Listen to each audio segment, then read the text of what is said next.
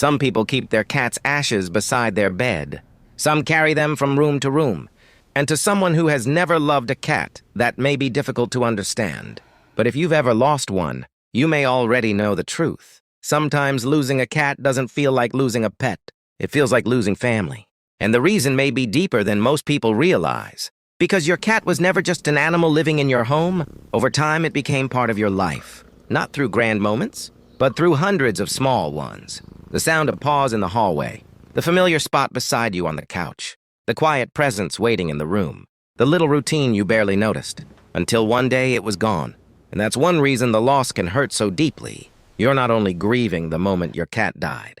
You're grieving the relationship that quietly became part of your everyday life. Research on human-animal relationships suggests that companion animals can become important sources of attachment, comfort, and emotional support. And with cats, that bond can grow in a particularly quiet way. Maybe your cat wasn't always affectionate. Maybe it didn't want to be held. Maybe it showed love in ways only you learned to recognize. Sleeping beside you, following you into another room, headbutting your hand, appearing next to you on the days you needed company most.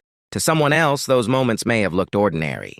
But to you, they became part of a shared life. And that's why one of the most painful things people sometimes hear after losing a cat is, you can always get another one. Because that isn't what you're grieving. You didn't lose a cat. You lost your cat. The one with that particular personality. Those strange habits. That favorite sleeping spot. That way of looking at you. The relationship wasn't replaceable because the individual wasn't replaceable. And after they're gone, the absence can appear everywhere. The empty space on the bed. The food bowl you haven't moved. The sound you almost expect to hear. For a moment, your mind still waits for them. And then reality catches up. They're not coming. That is part of what grief can do. It doesn't only remind you of what happened. It keeps revealing what has changed. And sometimes the deepest pain isn't in one dramatic moment. It's in the ordinary moments that no longer happen. The morning greeting. The familiar footsteps.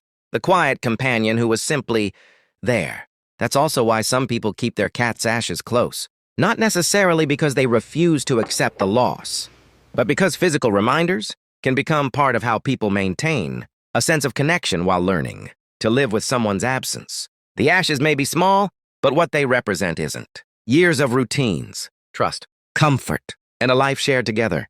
Because cats are often present during moments no one else sees. They sit beside us during lonely nights. They stay close when life becomes quiet. They become part of the background of our lives. Until we realize they were never really background at all. They were part of the feeling of home.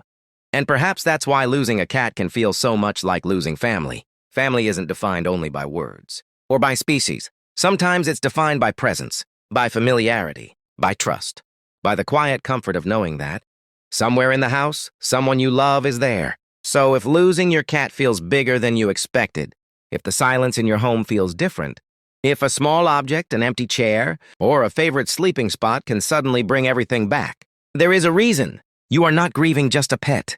You are grieving a relationship that became part of your life. And maybe that is why the love doesn't simply disappear when your cat is gone. The relationship changes. The routines end. The house becomes quieter. But what your cat meant to you doesn't vanish with its absence. Because for years, your cat wasn't simply living in your home. It was part of the reason. That home felt like home.